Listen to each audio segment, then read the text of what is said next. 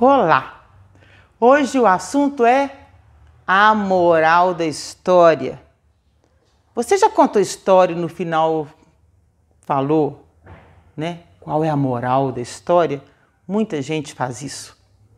Eu, depois de 30 anos contando histórias e de perceber o que isso provoca em mim quando eu ouço alguém fazendo isso, e depois de estudar um pouco, ler alguns livros sobre isso, né? Aqui tem o segredo judaico de resolução de problemas, os princípios gerais do sufismo.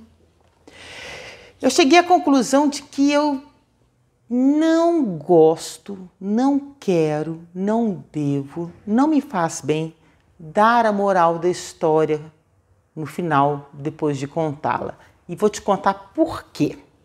Vou começar falando sobre os livros. No livro da resolução, né, do segredo judaico para a resolução de problemas, é um livro muito bacana, repleto de histórias judaicas fantásticas, né, do Newton Bonder. E o Newton Bonder ele vai colocar o seguinte, que toda história tem 4 portas. A primeira porta é aquela porta aparente, aquela moral da história, que se escuta uma história, você lê uma história, você já sabe qual é a moral dela, porque ela está óbvia, né? Ela é bem aparente, chama aparente do aparente. Mas se você pensar mais um pouquinho, você descobre o oculto do aparente. Mas se você pensar mais, ou às vezes nem pensa, já te aconteceu assim de um dia a ficha cai, nossa, sabe que eu nunca tinha pensado nisso? Ela cai, às vezes, anos depois. Já aconteceu muito, sempre acontece, graças a Deus, com as minhas histórias. Anos que eu estou contando a história, de repente eu enxergo algo nela que eu não enxergava antes. É porque eu cheguei na porta aparente do oculto. E se você continuar convivendo mais com essa história, você chega na porta oculta do oculto. E o que o Newton Bonder vai falar, então? Que essas portas da história, toda história tem, principalmente as histórias de tradição oral, ou seja, essas histórias folclóricas que sobrevivem ao tempo e ao espaço, né? Histórias que estão aí ó, na roda há 1000 anos, 2000 anos, 3000 anos, tem história assim? Tem, daqui a pouquinho eu volto para falar sobre isso. Tá? Eu te dou um exemplo muito fácil de você escutar uma história escrita há 2500 anos. E que você provavelmente vai gostar dela.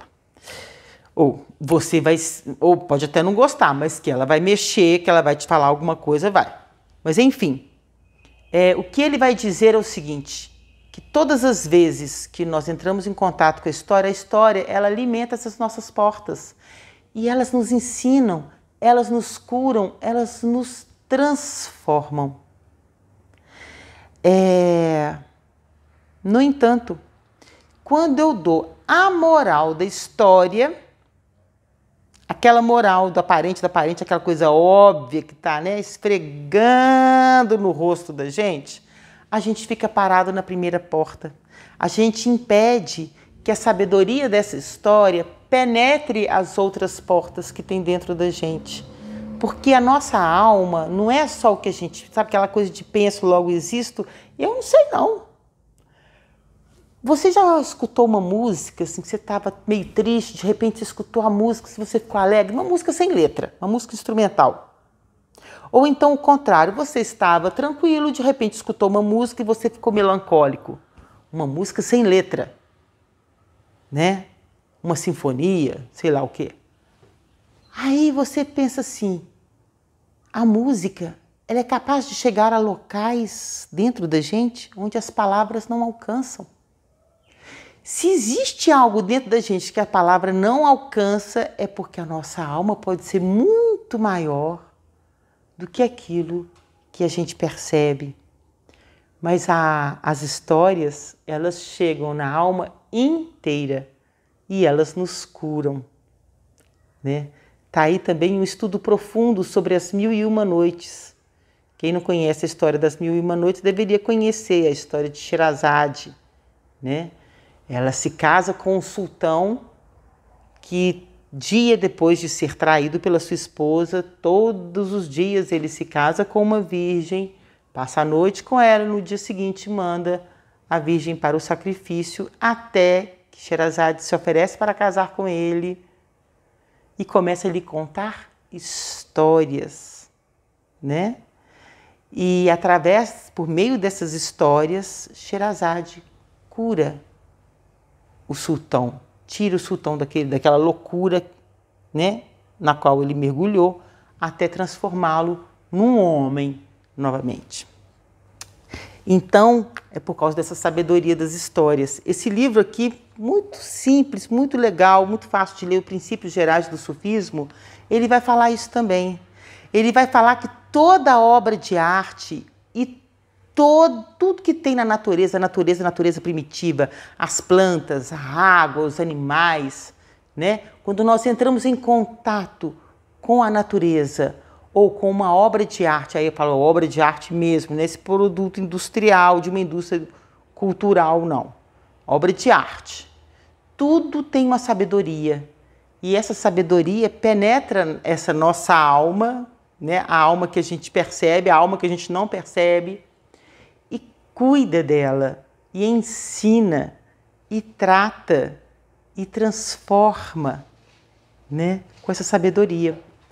E eles também vão falar a mesma coisa, que o que a gente precisa é só estar próximo da natureza e próximo da obra de arte e permitir que a obra de arte, a natureza, faça com a gente aquilo que a gente está precisando para sermos melhores, tá?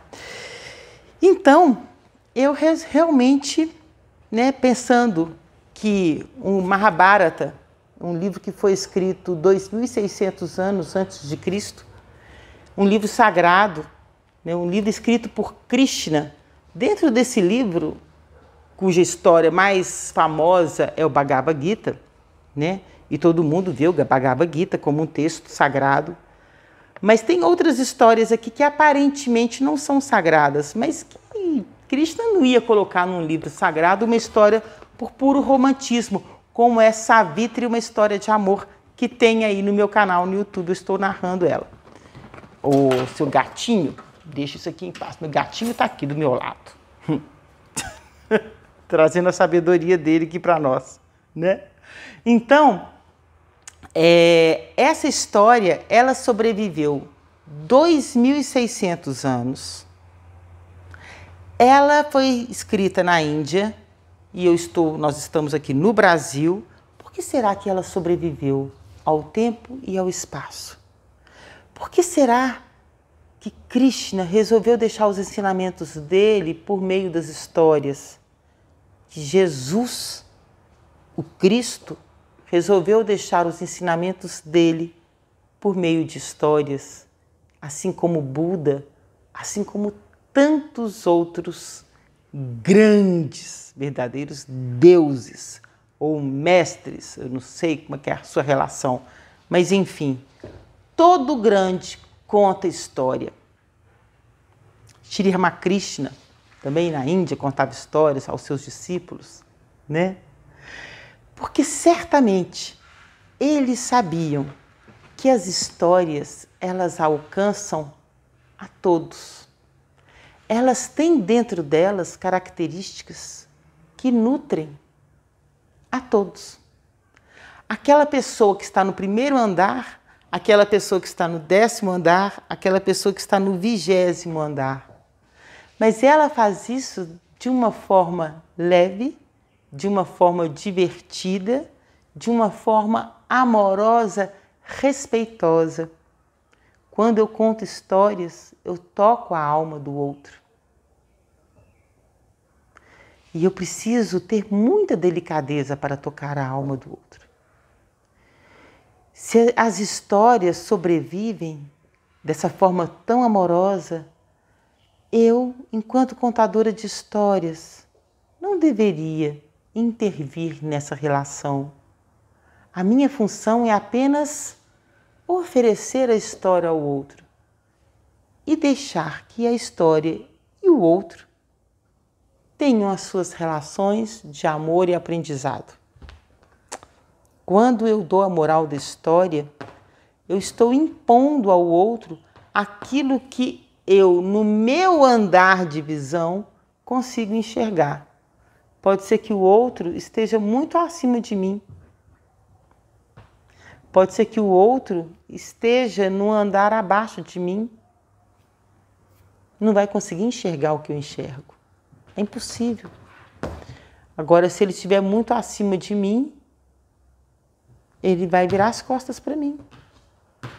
E aí eu vou perder a segunda função das histórias, que é a de aproximar uma pessoa da outra. Porque se ele estiver abaixo de mim, ou se ele estiver acima de mim, ele vai se afastar de mim. E eu não tenho que querer que o outro enxergue o que eu enxergo, né? Isso é uma forma muito triste de se impor ao outro. Contar histórias é um ato de amor.